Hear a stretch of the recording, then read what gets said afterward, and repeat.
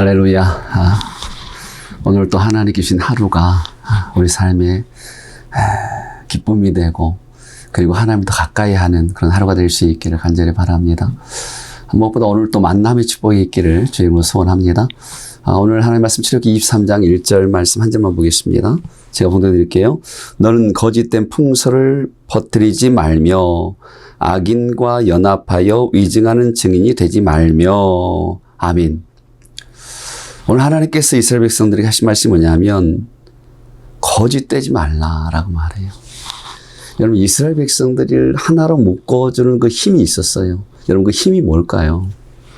여러분, 많은 사람들이 이스라엘 혈통, 이 혈통 때문에 유대인이 혈통이라고 말하고 있는데 정말 그럴까라고 할 때에 아니라고 하는 거예요.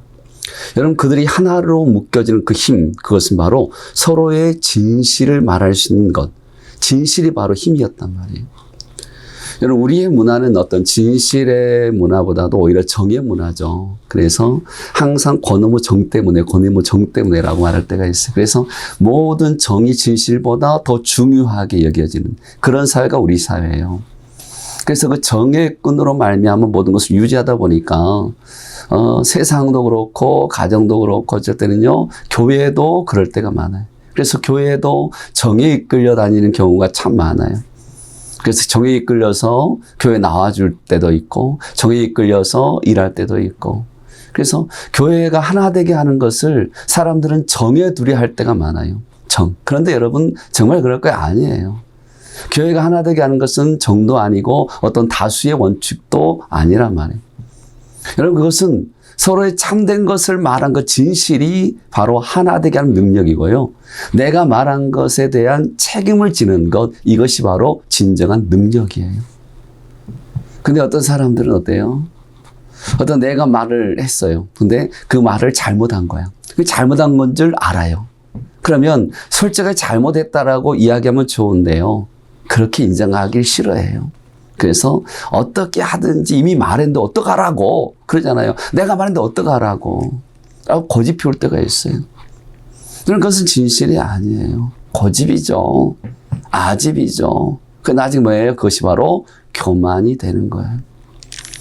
여러분, 진실은 내가 나의 이름을 걸고 말했다 할지라도 그것이 잘못된 말이라고 한다면 다시 변경으로 말할 수 있는 것, 다시 변경하여 말할 수 있는 것, 이것이 바로 진실이에요.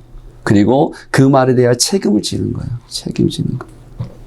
그래서 여러분 십계명에 보면 9번째 그러죠. 이웃에 대하여 거짓 증거하지 말아라 라고 하나님이 말씀하신 거예요. 왜 그럴까요? 여러분, 진실한 마음이 없어지면 하나님 나라는 무너지는 것입니다. 진실이 사라져버리면, 진리가 깨어져 버리면 교회는 무너지고 쓰러지는 거예요. 그러므로 교회가 성장했다, 교회가 성장한다라고 하는 것은 어떤 성도 간의 어떤 서로에 대한 어떤 정이 아니라 신뢰가 증가한다고 하는 거예요. 처음에는 농담으로 그냥 인맥으로 그냥 만났던 사람들이 이제는 진리를 알아감에 따라서 서로에 대해서 진실을 말하고 그 진실을 통해서 서로 책임지고 함께 할 때에 성숙한 신앙인으로 자라게 되는 거죠. 여러분, 오늘 우리들은 어떤 사람을 진실하다고 말해요. 잘못 착각할 게 뭐냐면 바로 솔직한 것과 혼동할 때가 있어요. 솔직한 것과 진실. 다르거든요. 같은 가지면 달라요. 여러분, 누가 내 마음속에 있는 것들을 감추어두지 않냐고 있는 그대로 다른 사람에게 다 말하는 거예요. 사람들은 그것에 대해서 뭐라고 그래? 진실하다 말하지 않냐고 솔직하다라고 말하는 거예요. 그래서 성경에서 말하는 이 정직과 진실은 솔직과 달라요. 솔직하다는 것은 내 마음속에 생각나는 것을 여과 없이 그냥 막 말해 놓는 거거든요. 그냥 내 생각들을 막 토해 버리는 거예요. 그러면서 책임을 지지 않아요. 나는 원래 솔직해 라고 말하면서 끝나버릴 때가 참 많죠. 여러분, 왜냐? 진실이라고 하는 것은 자기가 책임을 질 수 없는 감정을 다른 사람에게 늘어놓는 것이 아니에요. 그것은 잘못된 거예요. 그래서 여러분, 히브리어로 따발이라는 말이 있어요. 이것은 바로 말이라는 건데 그것은 사건을 뜻하기도 해요. 사건.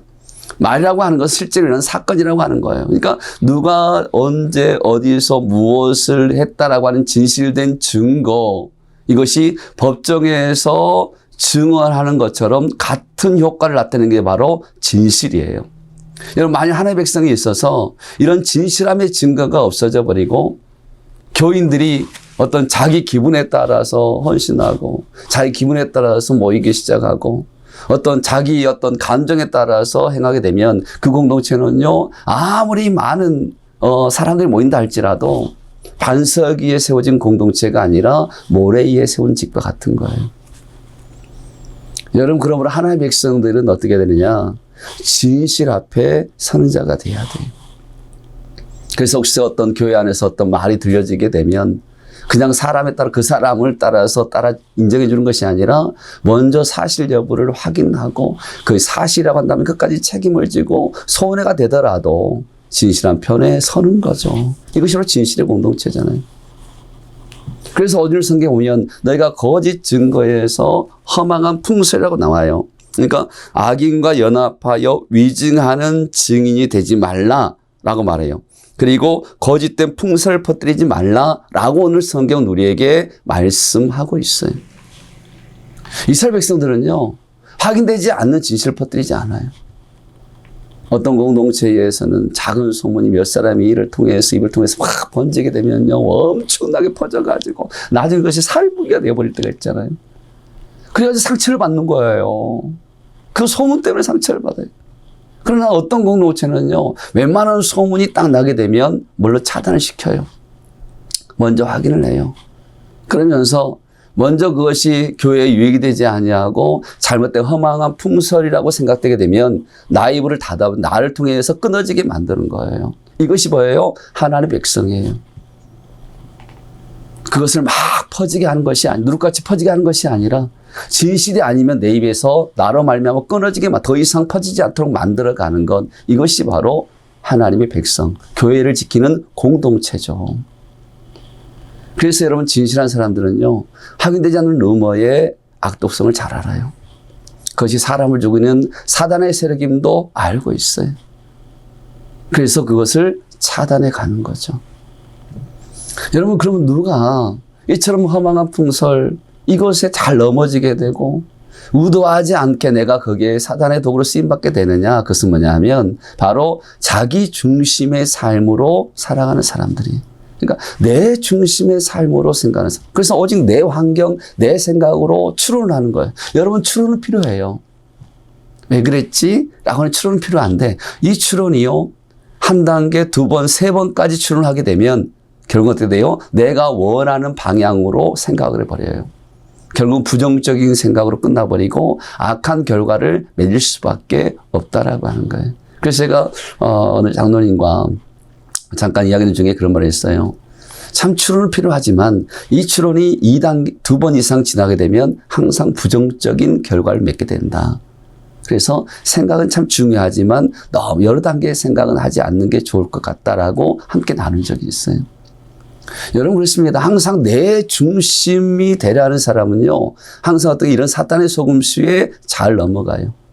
언제나 그들 어떻게 내가 막 나를 드러내기 위해서 새로운 소식이 들려지기만 되면 그걸 붙들고 내가 아는 것처럼 막 말하고 싶은 그런 욕구, 그런 유혹이 있거든요. 그러다 보니까 그 주위에는 뭐가 모여요? 항상 거짓된 풀문들이 모이게 돼요. 거짓된 위증들이 모이게 되는 거예요. 그러나 그리스도인, 신실한 그리스도인은 자기 중심이 아니라 하나님 중심이에요.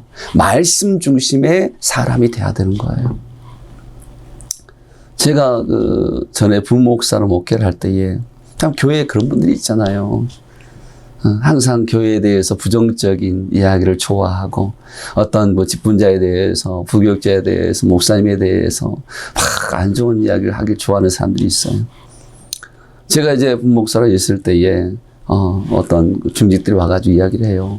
교회에 대한 불평들을 이야기하게 되면 저는 그러죠. 항상 그걸 받아주지 않아요. 교회를 통해서 말씀 중심으로 해서 목사님께서 계획하신 것이 있기 때문에 그런 거다 라고 저는 차단을 시키죠.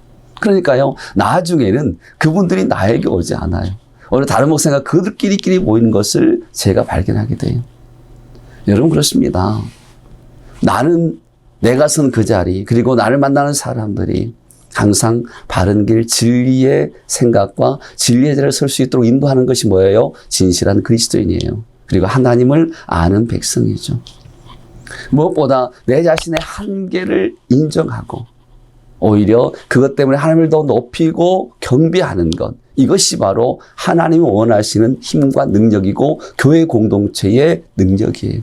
교회 공동체 부흥의 시작이에요. 여러분 사단이는요 언제나 거짓말을 심어줘요.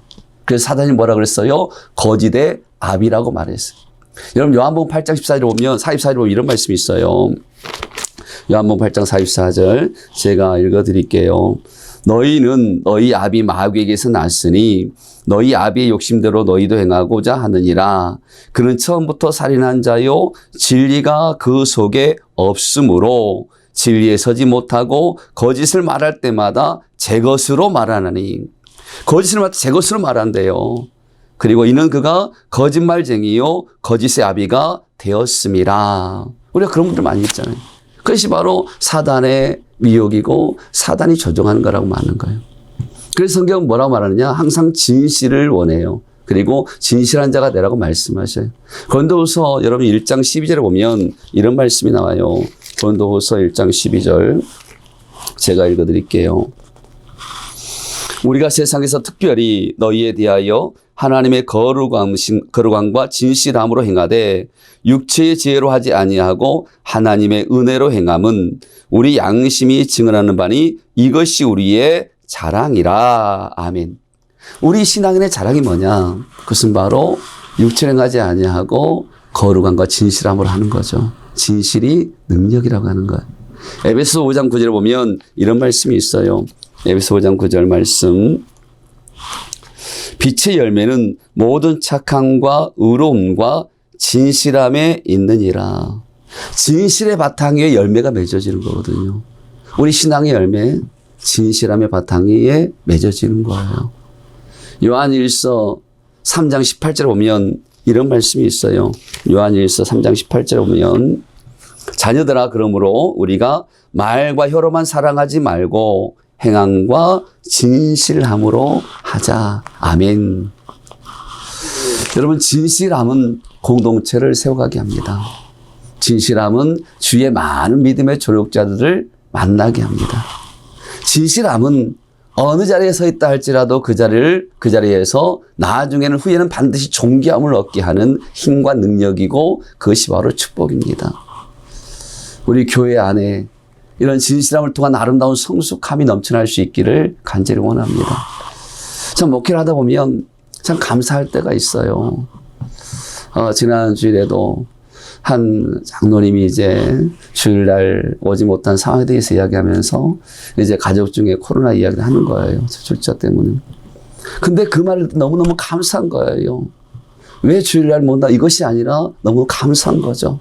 진실하게 알려준 그 진실함이 교회를 세우는 거거든요.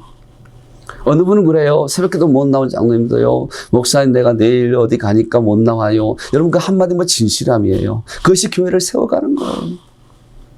여러분 교회 공동체는 진실함이 있는 거죠. 정제감이 있는 거죠. 어느 분은 엊그저께 병원 간다고 왔어요. 그러면서 목사님 내가 병원 가는데 기도해 달라고.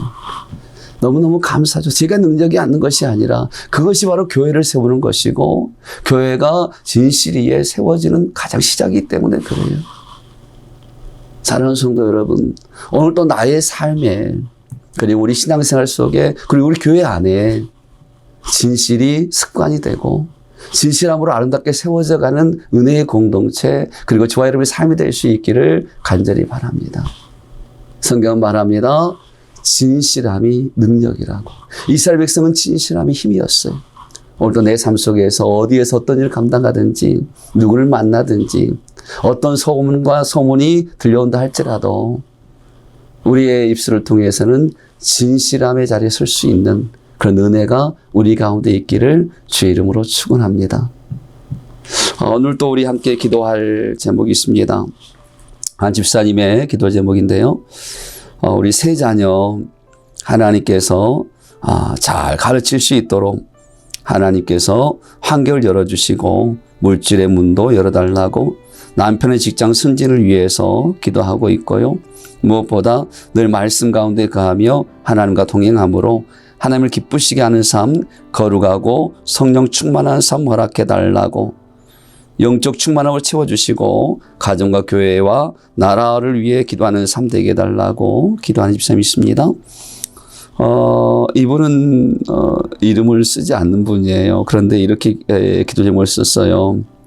하나님 어떤 상황도 하나님 계획하심 안에 있음을 명심하게 하시고 교회 안에서만이 아닌 직장 안에서 그리스도인이 되기를 원합니다. 부모님의 건강과 아들들의 건강, 그리고 그리스도인인 척하는 사람이 아닌 진짜 그리스도인이길 베푸는 만큼 받으려고 하지 않기를 라고 기도하고 있습니다.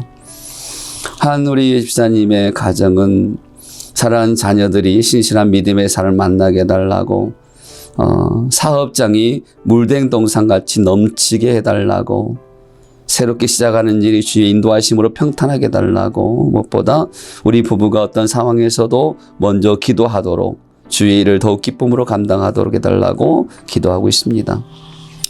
함께 기도합니다. 하나님 아버지, 그렇습니다. 하나님이 행하신 일들을 기대합니다. 신실한 만남, 자녀를 위해 기도하는 부모의 기도, 사업장에 물든 동산 같기를 원하는 사업장을 향한 기도, 어떤 상황에서도 먼저 기도하길 원하는 사모함이 있습니다. 아버지 하나님이여, 그 입술의 간구가 후에 아름다운 열매가 되게 하시고 지금부터 더욱에 쓰임받기에 합당한 믿음의 거목들이 되게 하여 주옵소서. 언제나 그리스도인인 척하는 사람이 아닌 진짜 그리스도인 되길 원하는 그런 간절함이 있습니다. 정말 이 기도처럼 세상의 아름다운 빛과 소금을 감당할 수 있는 정말 그리스도인 되게 하여 주시옵소서.